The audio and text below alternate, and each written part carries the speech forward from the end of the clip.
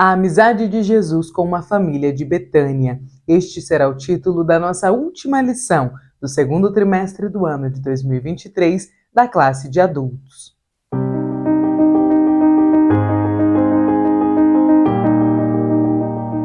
A paz do Senhor, querido aluno e professor da Escola Bíblica Dominical. Eu sou a irmã Damaris, sou professora da EBD, na congregação em que sirvo ao Senhor aqui na Assembleia de Deus em Curitiba. Eu já estou aqui para que nós possamos encerrar a nossa meditação nesta revista em que nós tivemos o privilégio de estudarmos sobre os relacionamentos familiares. E hoje nós iremos encerrar a nossa meditação, o nosso estudo, falando de uma família muito especial para Jesus, a família de Marta, Maria e Lázaro, os três irmãos de Betânia, que fizeram uma amizade com Jesus, que desenvolveram um bom relacionamento com o Senhor e que vão nos ensinar, através de suas vidas, através da forma com que eles recebiam a Jesus, a forma com que nós também, as nossas famílias, podemos desenvolver um relacionamento com o nosso Mestre.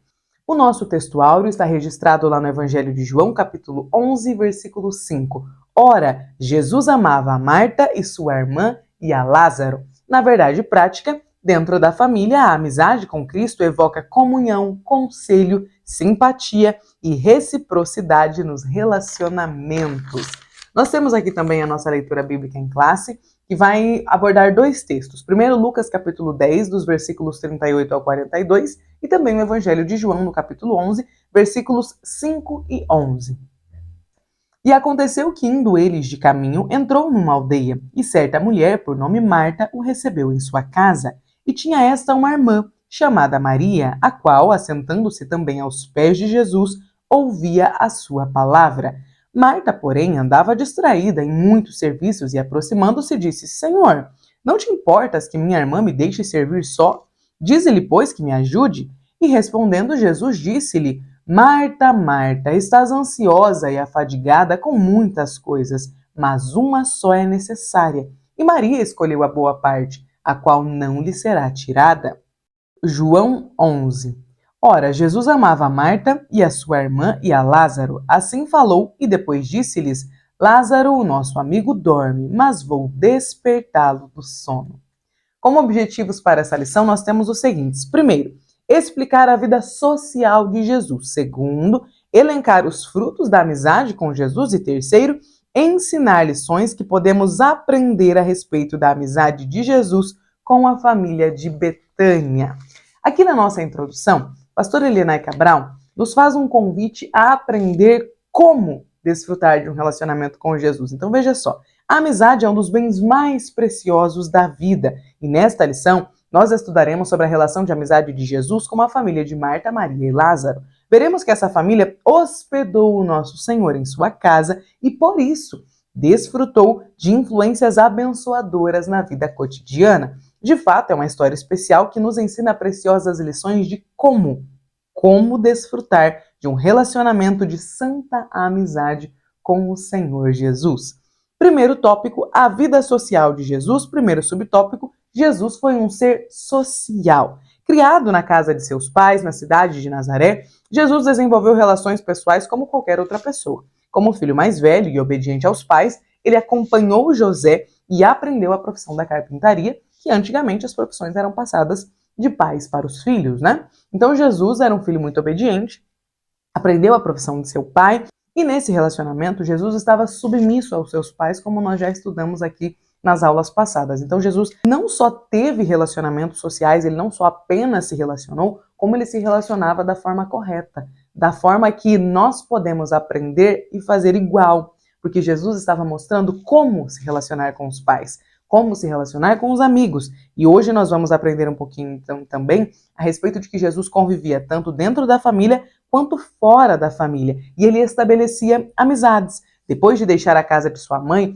ele se dispôs a seguir o projeto do Pai Celestial, o projeto para o qual ele havia sido enviado para o mundo. Nesse tempo, peregrinou por toda a terra da Palestina, pregando o evangelho, realizando prodígios e sinais como confirmação do seu ministério e também estabelecendo grandes amizades. Não por acaso, o nosso Senhor admitiu aos seus discípulos, lá em João 15:15, já não vos chamarei servos, mas tenho-vos chamados de amigos. Segundo subtópico, uma casa hospedeira. Havia uma família em Betânia que desfrutava de uma bonita amizade com o Senhor Jesus. A família de Marta, Maria e Lázaro, toda vez que ia a Jerusalém, Jesus procurava visitar essa família que se tornou especial em suas relações interpessoais. Era uma amizade sincera em que a família hospedava nosso Senhor Jesus de maneira acolhedora. Então aqui nós já temos o primeiro como. Nós precisamos hospedar Jesus em nossa casa. É o primeiro como desenvolver uma amizade com Ele. Depois, nós precisamos hospedar o Senhor Jesus na nossa casa de forma acolhedora. Então, a gente recebe o Senhor Jesus na nossa casa, a gente limpa a nossa casa para recebê-lo, ou seja, a gente tira aquilo que Ele não gosta, aquilo que não agrada, que a palavra deixa bem claro que não agrada, e a gente se dispõe a recebê-lo da melhor forma possível.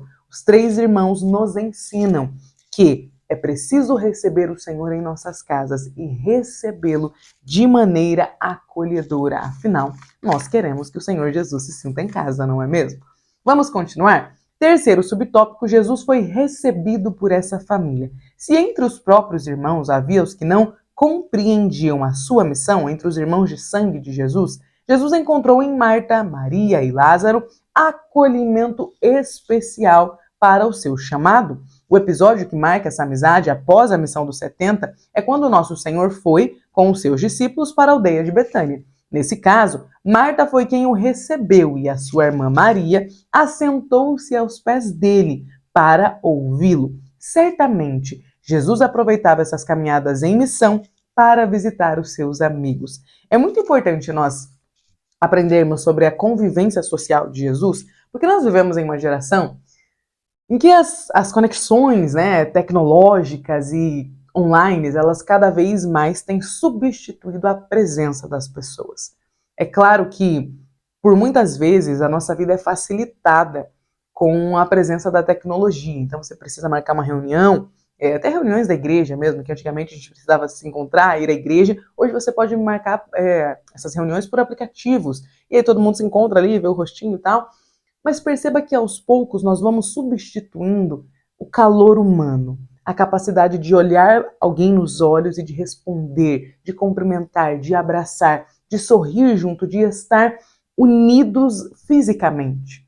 E Jesus nos é um exemplo de alguém que era Deus, que era o Filho do Senhor, o Deus encarnado, mas que, na sua função de homem, porque ele era 100% homem e 100% Deus, ele nos ensinou também a respeito da amizade. Nós somos seres relacionáveis, nós precisamos nos relacionar. O Senhor não nos criou para a solidão, o Senhor não nos criou para vivermos sozinhos, e muito menos para que nos relacionássemos apenas através de aplicativos, de tecnologia, de rede Wi-Fi. Não, nós precisamos manter o contato humano. Nos dias em que nós estamos vivendo, onde é tão comum que a gente substitua toda a presença física pela presença virtual, é necessário nós fazermos uma reflexão a respeito de até onde isso é bem-vindo.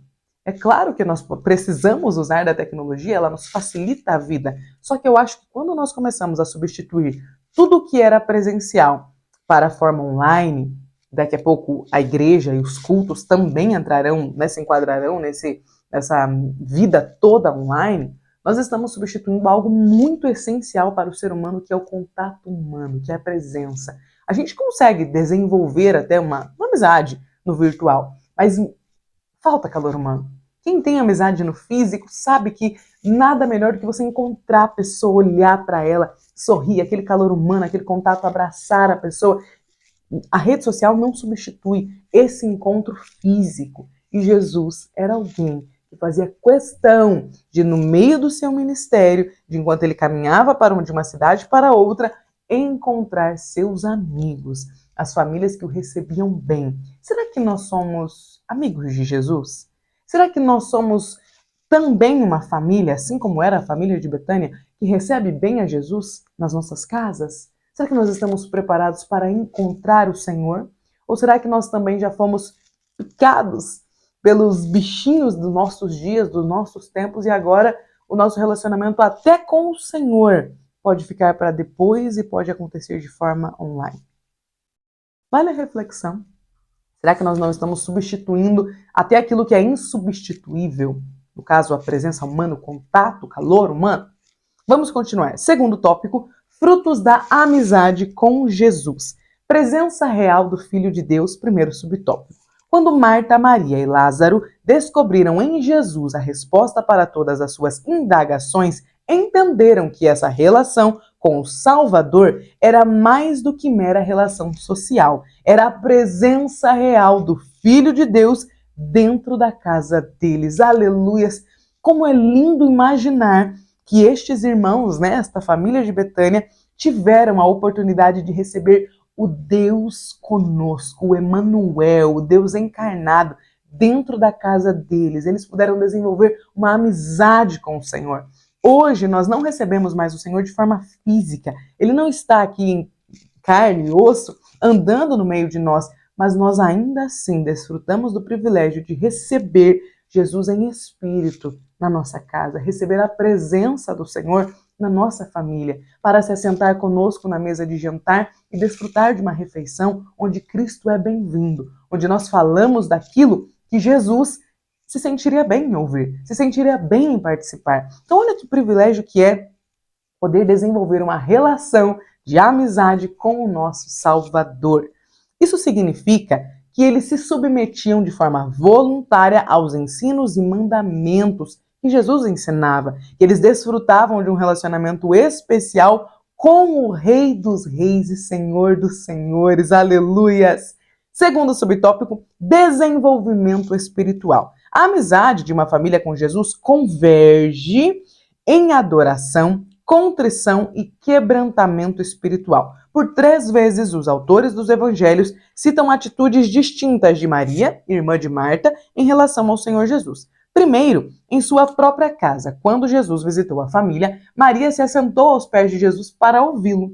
Segundo, na ocasião de tristeza pela morte do seu irmão, Lázaro, ela lançou-se aos pés de Jesus e chorou as suas tristezas. E por último, na casa de Maria, ela adorou a Jesus, derramando sobre ele um recipiente de unguento de nardo puro, ungindo seus pés e enxugando-os com os seus cabelos. Aqui, neste ponto, a lição é clara. A família que recebe Jesus em sua casa desenvolve um relacionamento profundamente espiritual com o Senhor.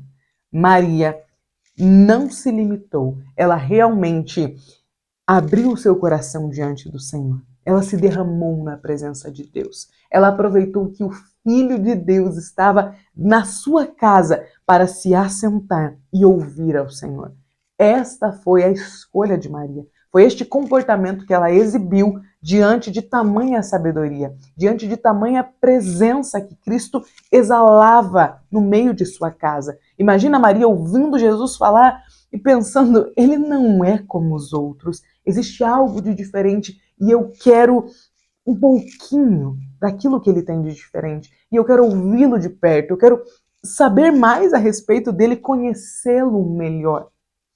Cristo precisa provocar em nós, manifestar em nós o desejo de conhecê-lo.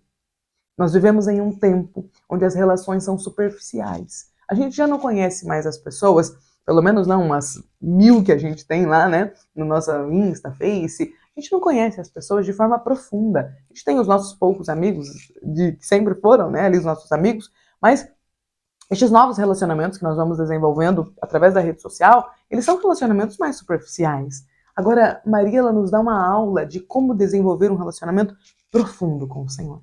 Maria não queria ficar no superficial, no raso. Ela queria se assentar aos pés de Jesus e ouvi-lo.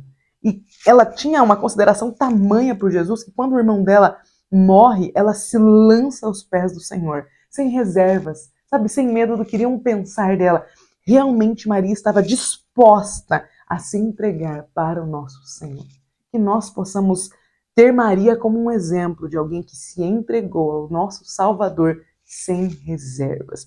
Continuando, nós temos aqui no terceiro subtópico, serviço concreto. Se com Maria aprendemos uma espiritualidade profunda, Com Marta, nós aprendemos a importância do serviço em família. A preocupação de Marta com os trabalhos do lar indicam a intenção que ela tinha de agradar a Cristo, oferecendo a ele uma hospitalidade especial. Era um modo de Marta agradá-lo por meio de suas obras. Diferente de Maria, que agradava ao Senhor estando ali com a sua presença, Marta queria agradar ao Senhor mostrando o trabalho das mãos dela.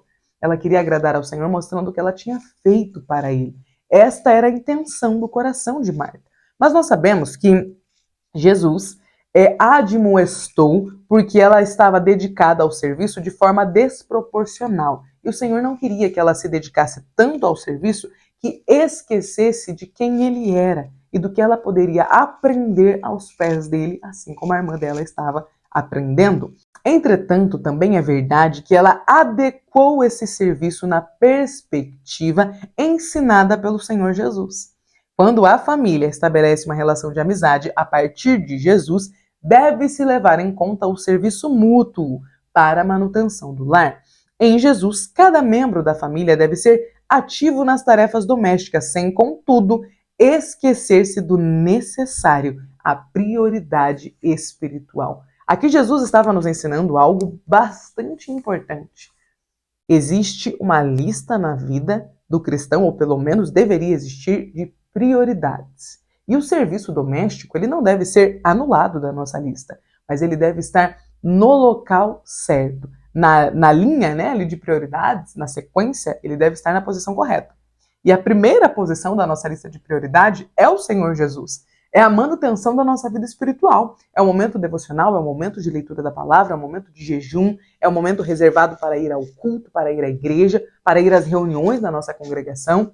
Depois vem os afazeres domésticos. Então a gente precisa, é óbvio, cuidar da manutenção do nosso lar. Só que a gente não pode utilizar a seguinte justificativa. Eu tenho tanta coisa para fazer que não dá tempo de ler a Bíblia. Nossa, você não faz ideia, irmã, de quanta roupa eu lavo. Eu moro numa casa de 2, 3 andares, e aí é difícil, não dá, então não sobra muito tempo para oração. Essa justificativa não é aceita diante do Senhor, porque ele ensinou a Marta.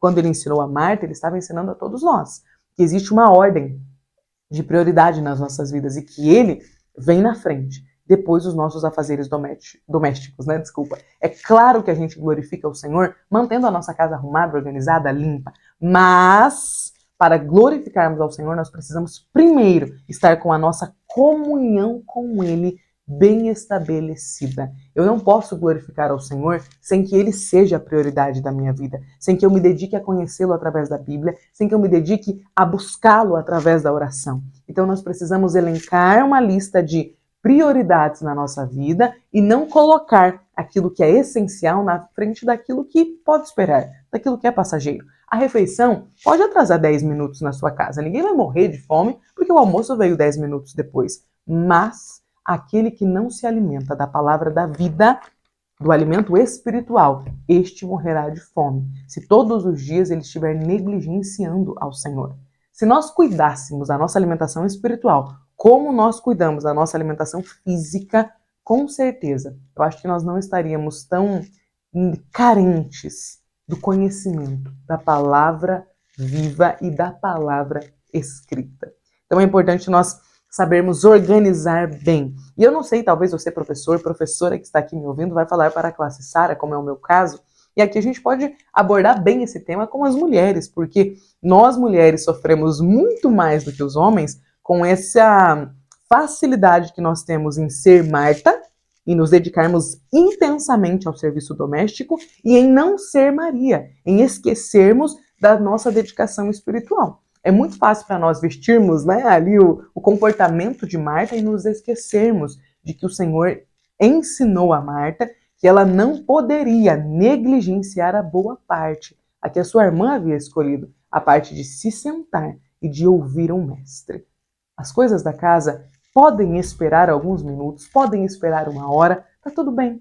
Você, minha irmã, talvez você, assim como eu, trabalhe de casa, seja uma dona de casa. E você possa organizar o seu horário a fim de que você tenha o seu momento com o Senhor. 15 minutos, 30 minutos, uma hora que você tiver disponível para o Senhor todos os dias, pela manhã ou no finalzinho da tarde, no momento que for melhor para você. Mas não permita que a sua vida, que a sua rotina se estabeleça de forma que Cristo esteja de fora. O nosso Senhor precisa ser o Senhor também da nossa agenda, da nossa rotina e da organização da nossa casa. Amém? Vamos agora para o nosso terceiro tópico, lições que aprendemos com a amizade de Jesus. Primeiro subtópico, uma história de amor. A história da amizade de Jesus com essa família nos leva a conhecer uma história de amor. Marta, Maria e Lázaro eram fiéis discípulos de Jesus. Ambos os irmãos criam em tudo que o mestre ensinava e, por isso, o reverenciavam de maneira honrosa e hospitaleira. Eles amavam a Jesus e eram também amados por ele. Aqui nós aprendemos que o amor é o sentimento que deve nortear a relação da família cristã. Num lar em que se estabeleceu a amizade com Jesus, não deve faltar o amor de Deus. Nós precisamos desse amor. Não do amor que a gente acha que tem, porque nós não temos. O amor que passa por nós, ele provém de Deus. Deus é a fonte de todo o amor. Nós somos canais desse amor. Mas é necessário conhecer ao Senhor para evidenciar esse amor. A gente não sabe amar da forma correta. A gente aprende a como amar através do nosso conhecimento a respeito do Senhor, através da nossa leitura da palavra, através do ensinamento que o Espírito Santo vai nos trazendo dia após dia. É com Cristo que nós aprendemos a amar. E é através do amor que Cristo derrama em nós que nós podemos amar a nossa família da maneira correta. Amar o nosso cônjuge, seja o seu esposo ou a sua esposa, os seus filhos, os seus pais, os seus primos, tios. É com Cristo que nós aprendemos de que forma nós precisamos amar. Vamos agora para o nosso segundo subtópico, compreender o outro. Nós vimos que Marta e Maria tinham perfis muito distintos. Uma agia mais com o coração e a outra mais com as mãos. Uma tinha uma emoção mais intensa, falava de maneira mais direta e franca, e a outra era mais sossegada, tranquila, contemplativa e silenciosa. Entretanto, ambas recebiam Jesus com alegria e honra. Em nossa família também é assim. Na mesma casa habitam pessoas com personalidades distintas, com personalidades, com características diferentes. É preciso ter disposição para conhecer, compreender e administrar de maneira sábia e respeitosa a personalidade de cada membro da família. Talvez esse seja o maior desafio do amor em casa. Nós sabemos que a família é composta por pessoas distintas. Às vezes, você é uma pessoa mais falante e o seu cônjuge é uma pessoa mais contemplativa, mais silenciosa, ou o contrário. Ou às vezes vocês dois são falantes, são ativos, barulhentos. Tudo isso dentro de uma família precisa ser bem compreendido, precisa ser bem ajustado. Nós precisamos ter disposição para amar as pessoas da forma com que elas são.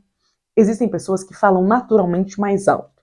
O meu esposo, por exemplo, ele sempre chega em casa falando assim uns 2 tons acima do que era necessário, porque ele, além de ser uma pessoa bastante falante, tanto quanto eu sou, ele também fala bem alto. Eu já fui criada em uma casa onde todo mundo falava bem baixo, e agora a gente tem uma filha, tem 2 aninhos, e a minha filha já mostrou de que lado da família ela herdou a capacidade de falar gritando, e aí eu fico o tempo todo falando para os dois, falem mais baixo, falem mais baixo.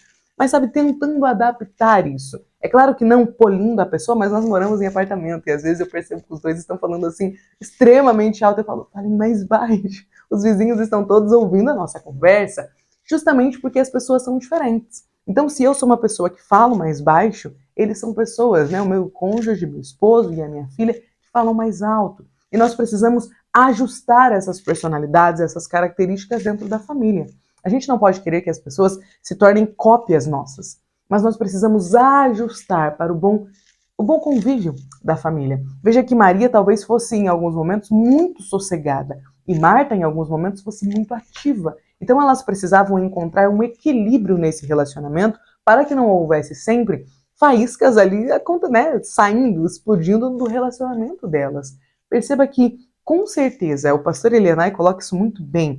Talvez esse seja o maior desafio do amor em casa, a compreensão de que as pessoas são diferentes, de que elas precisam ser amadas da forma com que elas são, mas também ajudadas a melhorar. Porque às vezes nós evidenciamos um comportamento que não é cristão, que não é saudável, que não é bom para o andamento, a continuidade da família. Então perceba que tudo precisa ser bem ajustado, equilibrado. Eu não sei se você, professor, aluno que está aqui me assistindo, se você já afinou um instrumento, se você é músico. Eu toquei violino por muitos anos, desde que minha filha nasceu aí, período de pandemia até eu fiquei parada, mas eu fui violinista por muitos anos, e quando a gente está afinando um violino, e um violão acredito que seja parecido, se você puxar demais a corda, ela arrebenta.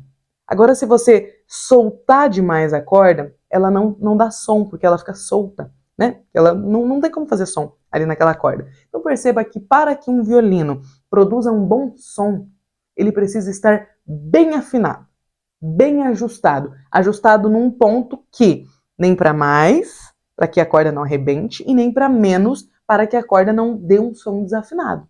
Então, olha a importância dos bons ajustes na família. Se ajustar demais, pode ser que aquele relacionamento não aguente. Agora, se não ajustar nem um pouco, não haverá relacionamento. Percebe a importância de nós termos maturidade para conciliarmos as relações, e mais do que isso, de nós termos modelos, exemplos de relacionamento, como é o caso do exemplo que o Senhor Jesus nos traz através da família de Betânia. 3 irmãos de personalidades distintas, mas que se amavam e que possuíam uma característica singular. Todos eles sabiam receber bem o mestre. Todos eles amavam o mestre, cada um da sua forma, mas todos eles amavam o Senhor. A nossa família deve ser igual. Todos nós, cada um, de nós, nas nossas famílias, amamos o nosso Senhor e devemos amá-lo, mas nós vamos amar de formas distintas. Nós vamos agradá-lo de forma distinta. Marta precisava servir para agradar. Era dela o desejo de mostrar o seu trabalho, mostrar o seu amor por Jesus através de atos de serviço.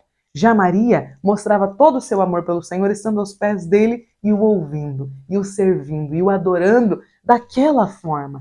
Cada um de nós temos a nossa forma de adorar ao Senhor. Você já identificou a sua forma de adorar ao Senhor? Vamos agora para o nosso terceiro e último subtópico: ponderar quanto aos cuidados da vida. Desejando agradar a Cristo, Marta trabalhava para dar o melhor da sua casa para Jesus. Por isso, ela acabou se distraindo com muitos serviços, esquecendo-se de priorizar também a parte espiritual de sua vida. Foi isso que o nosso Senhor mostrou a Marta quando disse que ela andava distraída com muitos serviços. Naturalmente, aqui, Jesus não estava ensinando a ficarmos descansados com as nossas responsabilidades. Na verdade, a sua palavra é para quem está sobrecarregado com muitas atividades externas, como era o caso de Marta. O nosso Senhor ensinava que a vida não é só trabalho, pois nem só de pão viverá o homem. A vida também tem a ver com o equilíbrio da alma e do espírito, pois o ser humano viverá de toda a palavra que sai da boca de Deus. Nós somos seres tricotômicos e nós precisamos aprender a equilibrar o nosso corpo, a nossa alma e o nosso espírito e os desejos que eles possuem, como agradá-los, como satisfazê-los. Portanto, ter uma vida social agitada sem uma vida espiritual de raízes profundas é viver no vazio. Assim, em pouco tempo não teremos mais o fervor espiritual.